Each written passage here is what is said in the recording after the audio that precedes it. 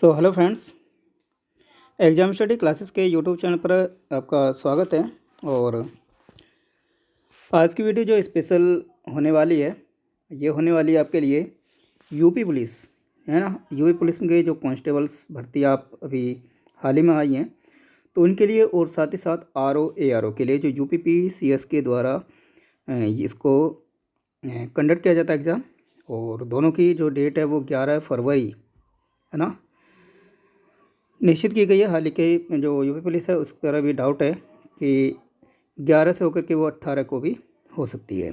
ठीक है, तो आज की इस वीडियो में हम जीके के यानी कि जीएस के जो कम क्वेश्चंस होंगे उन सभी क्वेश्चंस को हम इसमें डिस्कस करेंगे।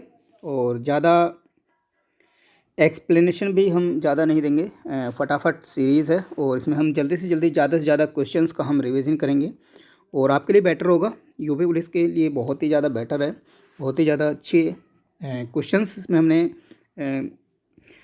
शामिल किए हैं ताकि आपको एक अच्छे से रिवीजन हो जाए, एक अच्छे से आपको पता लग जाए, आपका जो माइंड सेट है वो उसी के तरीके से बनता हुआ चला जाए। चलिए तो फिर ठीक है, आगे बढ़ते हैं और पहला क्वेश्चन हम देखते हैं। ठीक है, पहला क्वेश्चन देखते हैं तो एमसीक्यू टाइप होगा और जो एक्सप्लेनेशन है उसकी एक्सप्लेनेशन क्या है कि जो आंसर होगा आंसर के साथ में उसकी एक्सप्लेनेशन आपको इसमें प्रोवाइड की है। और कुछ हम भी करेंगे, बाकी ज़्यादा नहीं करेंगे क्योंकि जल्दी सीरीज है और उसमें हम बहुत ही अच्छे क्वेश्चन को देखने वाले हैं।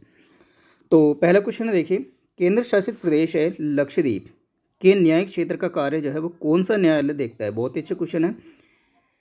ठीक है, ए बी सी डी, तो ए ऑप्शन है तमिलनाडु, केरल, कोलकाता या फिर बॉम्बे। सही आंसर, तो सही आंसर ऑप्शन होगा ऑप्शन नंबर जो बी है यहाँ पर होगा बी, यानी कि जो केरल हाई कोर्ट है वो लक्षद्वीप का कार्य देखता है। देखिए, केरल हाई कोर्ट केरल और लक्षद्वीप का हाई कोर्ट है और यह कोची में है। कहाँ पर है? कोची में है। और जो इसकी स्थापना है वो 1956 में की गई है। भारतीय संविधान के 11वें मौलिक अधिकार कौन से संशोधन के बाद में जोड़ा गया है? देखिए, 11वां मौलिक अधिकार है, तो इसको पहले 10 थे, तो 10 के बाद में इसको 11 किया गया। तो किस संशोधन के द्वारा इसको जोड़ा गया था?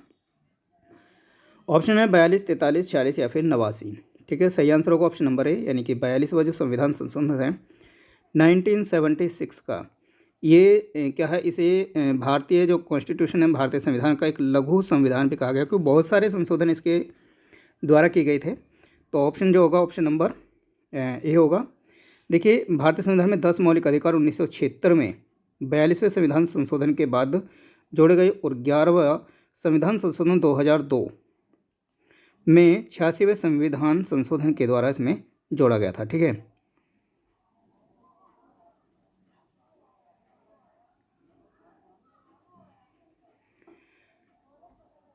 संविधान के किस अनुच्छेद में यह कहा गया है कि सभी सार्वजनिक स्थान सभी नागरिकों के लिए खुले हुए हैं? ठीक है, सभी जो सार्वजनिक की जो पब्लिक प्लेस हैं वो सभी नागरिकों के लिए खुले हुए हैं। तो ऑप्शन है 42 अनुच्छेद 15 सब क्लॉज 2, अनुच्छेद 16 सब क्लॉज 2 16 अनुच्छेद है 17 और आर्टिकल 18।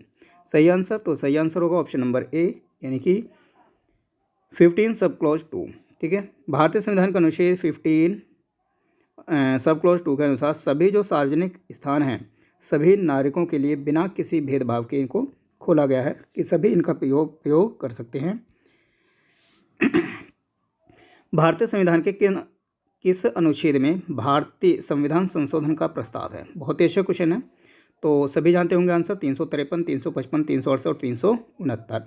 तो अनुच्छेद जो सी है, यानी कि अनुच्छेद आंसर जो सी है अनुच्छेद 368 है, इसी के द्वारा क्या है कि भारतीय संविधान में संशोधन का प्रस्ताव है, संशोधन की जो प्रक्रिया है उसको किया गया है। भारत का पहला नगर निगम कौन सा था? बहुत अच्छे क्वेश्चन है, कई बार पूछा गया है। बॉम्बे, मद्रास, कोलकाता या फिर इलाहाबाद। सही आंसर होगा ऑप्शन नंबर बी, यानी कि मद्रास। अगला क्वेश्चन, अखिल भारतीय महासंघ स्थापित करने का प्रावधान शामिल किया गया था? भारत सरकार अधिनियम 1935 में, अगस्त प्रस्ताव 1940 में, कैबिनेट मिशन प्रस्ताव 1946 में या फिर भारत सरकार अधिनियम 1919 में? सही आंसर देखें तो भारत सरकार अधिनियम 1935 था, इसके द्वारा अखिल भारतीय महासंघ को स्थापित करने का जो प्रावधान था वो इसमें शामिल किया गया था। भारतीय को वर्ष 1947 में सार्वभौम सत्ता सौंपने की योजना निम्न में से किस नाम से जानी जाती है? यानी कि भारत को 1947 में जब स्वतंत्र हुआ तो उसको सत्ता सौंपने की योजना जो थी वो किस नाम से हमारी जानी जाती है? माउंटबेटन योजना है, वेवेल योजना, डूरेंट योजना या मिंटो मार्ले योजना है? सही आंसर होगा ऑप्शन नंबर ए, यानी कि माउंटबेटन प्लान। ठीक है, इसी के द्वारा भारत को स्वतंत्रता प्राप्त हुई। 1946 के कैबिनेट मिशन 3 मंत्रियों में गठित था, निम्न में से कौन इसका सदस्य नहीं था? Adam, lord Amery, lord Pethick Lawrence, sir Stafford Cripps या फिर एवी अलेक्जेंडर? सही आंसर देखें तो ये तीनों जो BCOD में हैं ये सभी क्या थे? कैबिनेट मिशन के क्या थे? एक मेंबर थे, लेकिन जो लॉर्ड एमरी हैं वो इसके मेंबर नहीं थे। तो ऑप्शन नंबर जो ए होगा यहाँ पर करेक्ट आंसर होगा, लॉर्ड एमरी। मुसलमानों के लिए अतिरिक्त सार्वजनिक मंडल प्रारंभ में किसके द्वारा लाया गया था? ए, मॉन्टेग्यू चेम्सफोर्ड सुधार 1919 के द्वारा, भारत सरकार अधिनियम 1935 के द्वारा, क्रिप्स मिशन 1942 के द्वारा या फिर मार्ले मिंटो सुधार 1909 के द्वारा? सही आंसर होगा ऑप्शन नंबर डी, यानी कि मार्ले मिंटो सुधार जो आया था इसी के द्वारा ये कहा गया था कि मुस्लिमों को अतिरिक्त निर्वाचक मंडल यानी कि उनके लिए निर्वाचक मंडल को प्रारंभ करने की बात कही गई थी। मिंटो मार्ले सुधार का उद्देश्य क्या था? युद्ध में सहयोग हेतु प्रस्ताव करना, पूर्ण स्वतंत्रता देना, पृथक निर्वाचक प्रणाली या भारतीयों की भागीदारी बढ़ाना? सही आंसर होगा ऑप्शन नंबर जो सी है वो करेक्ट आंसर होगा, पृथक निर्वाचक प्रणाली। ठीक है, जैसे कि अभी देखा हमने पिछले क्वेश्चन में कि जो मुस्लिमों को अलग निर्वाचक प्रणाली के अंतर्गत रखा गया था। आंसुओं यानी कि टीयर्स में कौन सा पदार्थ घुला रहता है? सामान्य नमक, समुद्री नमक, ये नमक होगा यहाँ पर, नमक कर ले, और स्टार्च या फिर ग्लूकोज? ठीक है, सही आंसर क्या होगा ऑप्शन नंबर ए, यानी कि जो जनरल जो नमक होता है वो हमारे आंसुओं में टीयर्स में होता है, जिसे हम कहते हैं केमिकल फॉर्मूला है NaCl, सोडियम क्लोराइड। ठीक है, option number A correct answer होगा। इंसुलिन की खोज किसने की थी? तो इंसुलिन की खोज देखिए बेंटिंग, डोमेक, रोनाल्ड रॉस, हॉर्वे? सही आंसर होगा ऑप्शन नंबर ए, बेंटिंग ने। अगला क्वेश्चन देखें, वनस्पति तेलों को घी में परिवर्तित किया जाता है ऊष्मा प्रचार यानी कि हीट ट्रीटमेंट के द्वारा, हाइड्रोजनीकरण के द्वारा, ऑक्सीजन द्वारा या फिर एंजाइमों के द्वारा? सही आंसर होगा ऑप्शन नंबर बी, हाइड्रोजनीकरण करके। ठीक है, जो वनस्पति तेल होते हैं उनको घी में जब चेंज किया जाता है तो उनका हाइड्रोजनीकरण किया जाता है, उसके द्वारा हमें वनस्पति घी प्राप्त होता है। तो option number B is the correct answer. निम्नलिखित में से कौन सी ईंधन गैस यानी कि फ्यूल गैस नहीं है? भाप अंगार गैस, प्रोड्यूसर गैस, हर्ष गैस यानी कि जिसे हम ग्लाफिंग गैस कहते हैं, या फिर मार्श गैस?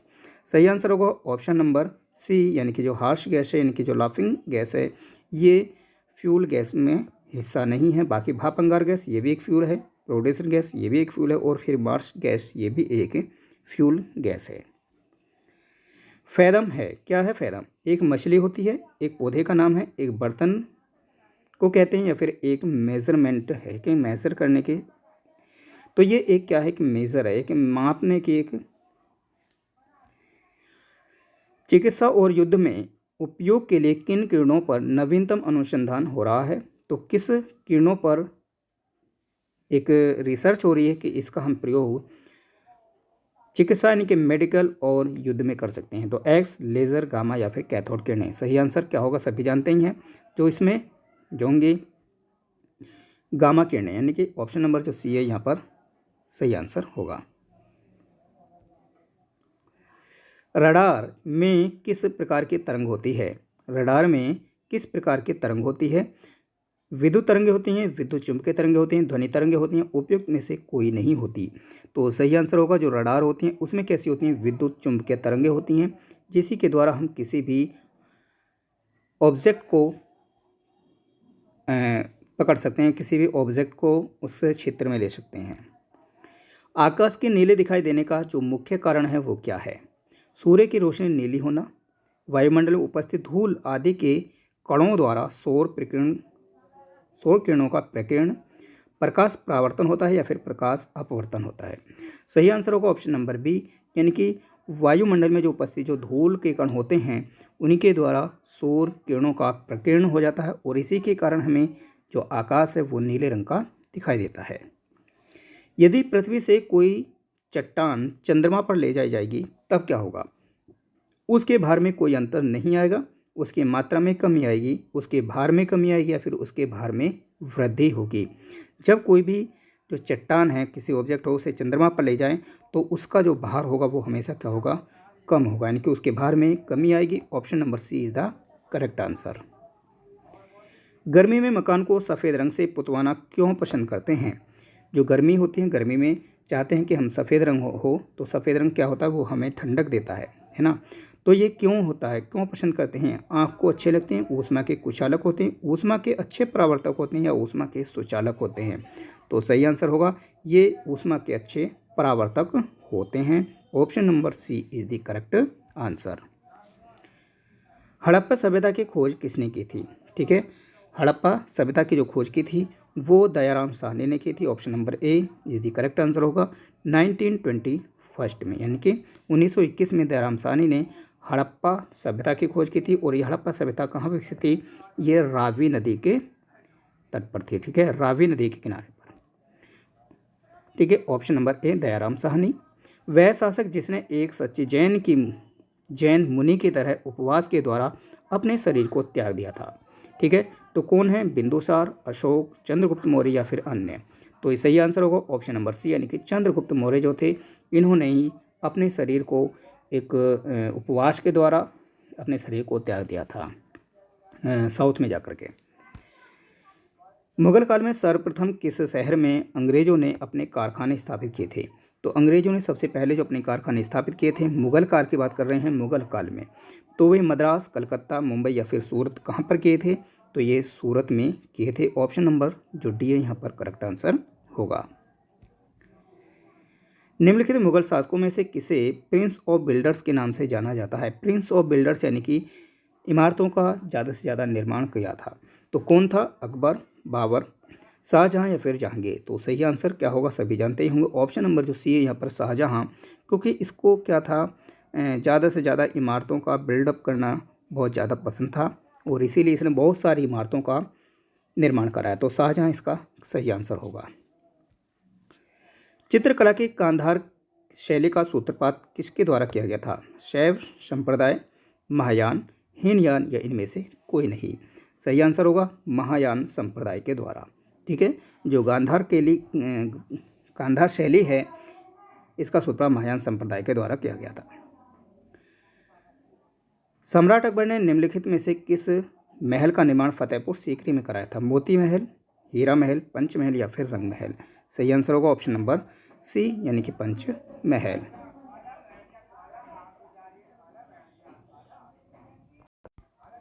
और क्वेश्चन, कुतुब मीनार के पास स्थित लौह स्तंभ किस राजा ने बनवाया था? तो ये चंद्रगुप्त द्वितीय, चंद्रगुप्त, स्कंदगुप्त या फिर रामगुप्त? तो सही आंसर होगा ऑप्शन नंबर ए चंद्रगुप्त द्वितीय, यानी कि ऑप्शन नंबर ए।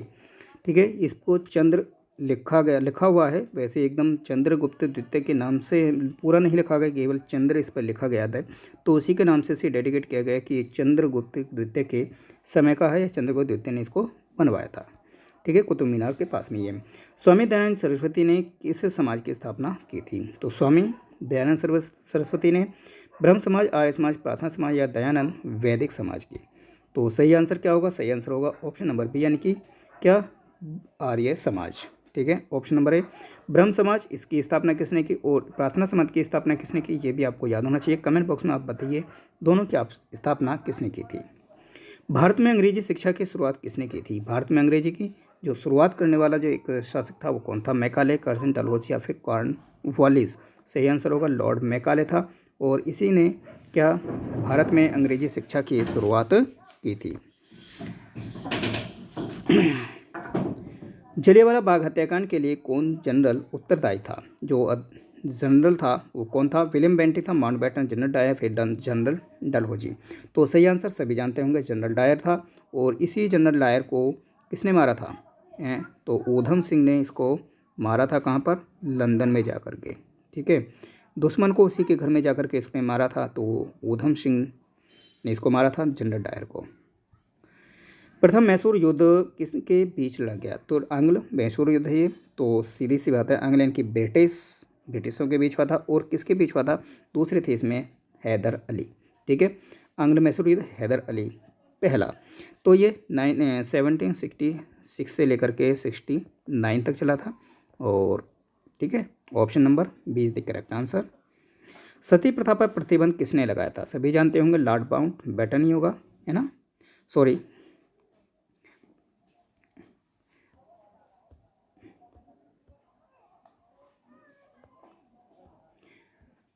तो सती प्रथा पर जो प्रतिबंध लगाने वाला था वो थे William Bentinck, lord William Bentinck थे। Option number C is the correct answer. और महत्वपूर्ण जो भूमिका निभाई थी इसमें राजा राम मोहन राय को ने निभाई थी। और राजा राम मोहन राय को क्या कहा गया, आधुनिक युग का पिता भी कहा गया है, ठीक है। किस वर्ष में म्यांमार भारतवर्ष से अलग हुआ था, तो भारतवर्ष से जो म्यांमार है, जिसका हम क्या नाम से जानते हैं, बर्मा के नाम से भी जानते हैं इसको, तो ये भारत से कब अलग हुआ था, ये पूछा है। तो ये हुआ है 1937 में, यानी कि 1937 में ये भारत से अलग हुआ है। 1911 तक बिहार निम्न में से किसके अंतर्गत था, बंगाल, उत्तरी प्रांत, केंद्रीय या फिर कलकत्ता प्रांत के। तो 1911 तक, ठीक है, ये था बंगाल महाप्रांत के अंतर्गत। किस देवता के लिए ऋग्वेद में पुरंदर शब्द का प्रयोग किया गया, तो पुरंदर शब्द से ही हम लगा सकते हैं पुरंदर, दर आ रहा है तो यानी कि इंद्र होगा। यह आंसर होगा ऑप्शन नंबर बी, यानी कि इंद्र भगवान के लिए। 16 सूत्र किस विषय से संबंधित है, गणित, संस्कृत, ज्योतिष या फिर ज्यामितीय। तो 16 सूत्र क्या हो गए, ज्यामिति से संबंधित है। Option number D is the correct answer. योग दर्शन के प्रतिपादक कौन है, तो योग के कौन है, योग में आप जानते ही हैं, जैसे कि अभी हम देखते हैं योग गुरु किसे कहा जाता है ना, बाबा रामदेव को कहा जाता है, ठीक है। और बाबा रामदेव का एक प्रोडक्ट है, क्या है, पतंजलि, है ना, तो उसी से हम सीधा लगा सकते हैं ऑप्शन नंबर डी, यानी कि पतंजलि। हड़प्पावासी किस वस्तु के उत्पादन में सर्वप्रथम थे किसमें, कपास, जौ, चावल या फिर गेहूं। सही आंसर होगा ऑप्शन नंबर ए, यानी कि कपास। सिकंदर ने भारत पर कब आक्रमण किया था, सिकंदर ने कब आक्रमण किया था, 326 ईस्वी में आक्रमण किया था। किसने, सिकंदर ने भारत में। भूगोल के लिए ज्योग्राफिका शब्द का प्रयोग सबसे पहले किसने किया है, हेरोडोटस, हिकेटियस, हिप्पारकस या फिर इरेटोस्थनीज ने। तो सही आंसर क्या होगा, ऑप्शन नंबर यहाँ हम लगा सकते हैं, तो यहाँ है इरेटोस्थनीज, यानी कि ऑप्शन नंबर जो डी है इस दी करेक्ट आंसर। अगला क्वेश्चन है, सौरमंडल के बारे में विश्व के समक्ष जानकारी प्रस्तुत करने का जो श्रेय है वो किस विद्वान को जाता है, कोपरनिकस, केपलर, गैलीलियो, इनमें से कोई नहीं। सही आंसर देखें तो होगा ऑप्शन नंबर ए, यानी कि कोपरनिकस को ही सौरमंडल के बारे में सबसे पहले विश्व के समक्ष अपनी जानकारी को प्रस्तुत किया था। पृथ्वी के किस भाग में निकेल और लोहे की प्रधानता है, तो निकेल यानी कि Ni और लोहा यानी कि Fe, तो ये क्या होगा, नीफे, तो ये होगी नीफे में, ठीक है। ऑप्शन नंबर बी, सीमा, SiMa, ठीक है, सिलिकॉन और मैग्नीशियम। तो इसी तरह से हम इसको देख सकते हैं। अगला कुछ, पृथ्वी के भूप्रपटी में कौन सा तत्व प्रचुर मात्रा में पाया जाता है, सबसे अधिक प्रचुर मात्रा में जो पाया जाता है वो पाया जाता है क्या, पाया जाता है aluminium. Option number C is the correct answer. निम्नलिखित नगरों में से कौन सा एक भूमध्य रेखा के सबसे अधिक निकट है, तो सबसे अधिक निकट कौन सा है, सिंगापुर, मनीला या फिर जकार्ता, इनमें से कोई नहीं। कौन भूमध्य रेखा के निकट, तो भूमध्य रेखा के निकट में सबसे पहले जो देखें तो सबसे पहले जब भूमध्य रेखा हमारे यहाँ से गुजरती है, तो भूमध्य रेखा के गुजरने के बाद में सबसे पहले अगर हम देखें कौन सा पहले आएगा,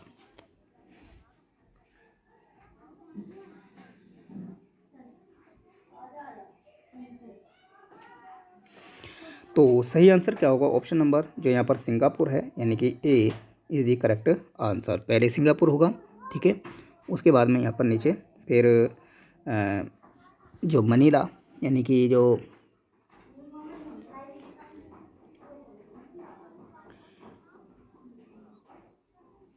कैलिफोर्निया की कैपिटल है, और उसके बाद में जकार्ता यानी कि जो इंडोनेशिया की कैपिटल है। अगला क्वेश्चन, विश्व का सबसे ऊंचा पर्वत शिखर कहाँ स्थित है? तो विश्व का जो सबसे ऊंचा जो पर्वत शिखर है वो कहाँ है? तो वो नेपाल में है, आप सभी जानते ही हैं। तो नेपाल में है, तो क्या है? माउंट एवरेस्ट है ना। Option number B. निम्न में से कौन सी पर्वत श्रृंखला विश्व में सबसे बड़ी है? सबसे बड़ी का पूछा है, सबसे ऊंची नहीं पूछा। तो एंडीज, अलास्का, हिमालय, इनमें से कोई नहीं। तो सबसे बड़ी है वो है एंडीज, एंडीज पर्वत माला, ये ठीक है। ऑप्शन नंबर ए, जो साउथ अमेरिका में है। कैटोपैक्सी कहाँ स्थित है? कैटोपैक्सी क्या है? ये एक क्या है? एक वॉल्केनो है ना। क्या है? एक वॉल्केनो है, एक ज्वालामुखी है। तो ये पूछा है ज्वालामुखी ये जो है ये कहाँ पर है? तो कैटोपैक्सी जो है ये आपकी कहाँ है? इक्वाडोर में है, ठीक है। Option number D. वायुमंडल का सबसे अधिक स्थायी जो तत्व है वो कौन सा है? नाइट्रोजन, जलवाष्प, ऑक्सीजन, इनमें से कोई नहीं। तो सबसे अधिक स्थायी जो तत्व है वो होगा आपका ऑप्शन नंबर जो बी है, यानी कि जल वाष्प। अगला क्वेश्चन है, शांतपेटी किस रेखा के दोनों ओर पाई जाती है? कर्क रेखा, मध्य रेखा, या फिर मकर रेखा के? तो सही आंसर ऑप्शन नंबर बी, यानी कि भूमध्य रेखा के दोनों ओर पाई जाती हैं क्या? शांत पेटी, ठीक है। तो ये थे हमारे 50 क्वेश्चंस जो दोनों एग्ज़ाम यानी कि यूपी पुलिस और साथ ही आरओ और एआरओ दोनों के लिए बहुत ही इम्पोर्टेंट होंगे, ठीक है। नेक्स्ट वीडियो में फिर मिलेंगे और ऐसे ही अच्छे क्वेश्चन को लेकर के आएंगे।